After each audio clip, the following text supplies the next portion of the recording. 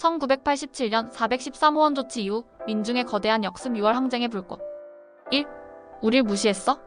전국이 들끓다. 413호원 조치가 발표되자 국민들은 배신감을 넘어 분노했습니다. 이건 단순한 정치적 결정이 아니라 국민을 무시하고 기만하고 독재를 계속하겠다는 선언으로 받아들여졌기 때문이죠. 학생들, 노동자들, 성직자들, 교수들, 그리고 다시 거리로 나선 넥타이 부대까지 모두가 외쳤습니다. 호원 철폐, 독재 타도, 대통령 직선제 쟁취. 전국 곳곳에서 크고 작은 시위가 잇따랐고 시민들의 결집은 전보다 훨씬 빠르고 강력했습니다. 하지만 전두환 정권은 여전히 강경했습니다. 시위는 폭력적으로 진압됐고 경찰과의 충돌은 갈수록 격화되었죠. 그러던 중 역사를 바꿀 또 한 명의 청년이 등장합니다.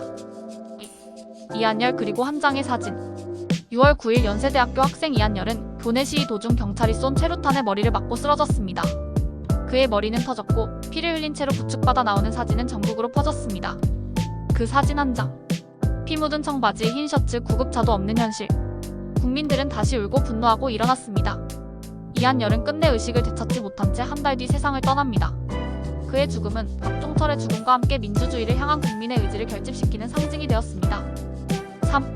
6월 10일 항쟁의 시작. 정권은 6월 10일 노태우를 대통령 후보로 지명하며 후계 구도를 굳히려 했습니다. 하지만 바로 그날 전국 수십만 시민이 거리로 쏟아져 나옵니다. 학생, 노동자, 종교인, 주부, 회사원, 노인, 청소년까지.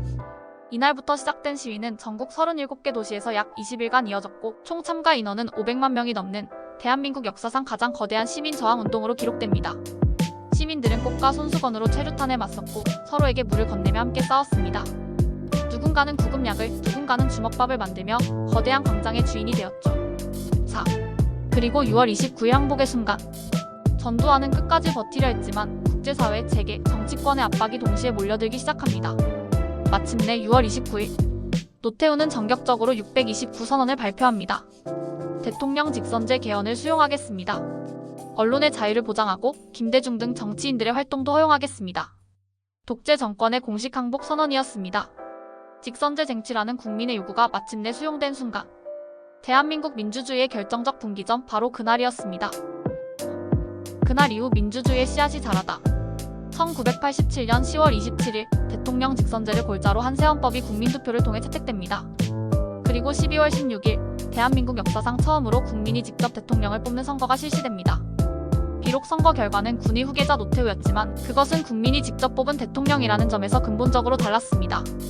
이후 한국 민주주의는 여전히 갈등과 실험을 반복하지만 87년 항쟁의 정신은 1997년 첫 정권교체, 2016년 촛불혁명 등으로 이어지며 국민이 역사의 주인이라는 의식을 뿌리내리게 합니다. 413호원 조치는 실패한 통치 전략이 아닌 성공한 민주주의의 불쏘시개였다. 전두환은 413호원 조치로 자신의 권력을 지키려 했지만 그 순간부터 역사는 급속도로 국민의 손에 넘어가고 있었습니다. 그날이 있었기에 오늘 우리가 투표할 수 있고 말할 수 있고 쓰고 행동할 수 있습니다. 이 역사를 잊지 말아야 하는 이유는 그때 거리로 나선 수많은 이들의 용기와 희생 위에 오늘의 자유가 서 있기 때문입니다. 1987년 4월 13일 전두환 정권이 호원 조치를 발표한 순간 국민들은 배신과 분노를 느꼈습니다. 이는 독재 연장을 선언한 것이나 다름없었죠. 학생, 노동자, 종교인, 넥타이 부대까지 하나로 뭉쳐 호원 철폐와 대통령 직선제를 외치며 거리로 나섰습니다. 시위는 점점 거세졌고 이한열 열사의 희생은 국민의 분노의 불을 지폈습니다.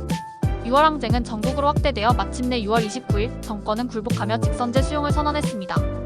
이 역사적 승리는 한국 민주주의의 출발점이 되었고 오늘 우리의 자유를 가능하게 했습니다.